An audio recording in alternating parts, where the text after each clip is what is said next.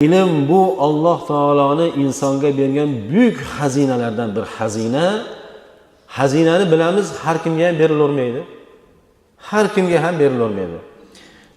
Asli deydi, ajoyib gaplar bor-da, asli Iskandar Zulqarnayn obi hayotda axtarib chiqqanlar. Masalan, aytaylik, obi hayot bir xazina deylik. Undan bir odam bir ho'plam yesa o'lmaydi qaytib. Ha? Iskandar Zulqarnayn axtarib chiqqanlar obi hayotni. Iskandar Zulqarnaynga Alloh taolo Rufail degan bir farishtani inson suratda vazir qilib qo'ygan ekan. Iskandar Zulqarnaynni Alloh shunchalik aziz qilgan, mukarram qilgan. Mana hozirgi qori o'qigan sura-i Kahfda qissasi kelyapti bu kishini.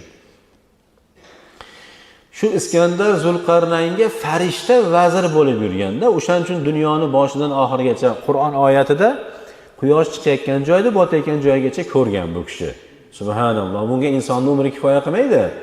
Hech kim bunaqa qilib egallanmaydi ham, agar Alloh uni musahhar qilib qo'ymasa. Lekin Alloh oyatlarda aytayapti, sababini berdik deb deyapti. Sababi nima desangiz, sabablardan bittasi farishta xizmatida yuribdi bu kishini. Qaysi davlatga kirib borsalar, o'sha davlatda xalqidan yaxshi bilar ekanlar, o'sha tilni bilaverganda, Alloh shunaqa ilm bergan.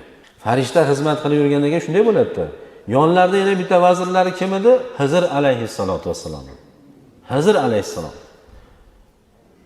Qarang, Allohning hikmati deganda, asli bu kishi obi hayotni izlab yurgan kishi Iskandar Zulqarnayn.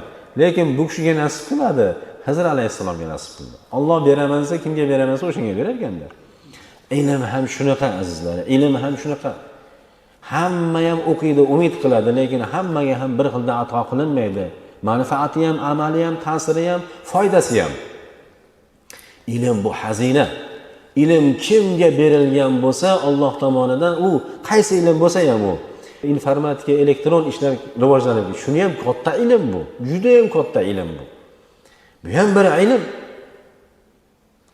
Umuman Alloh qaysi insonga ilm ato qilgan bo'lsa, unga xazina beribdi, katta xazinani beribdi. Foydalan bundan deb beribdi, uni qadriga yetish kerak-da.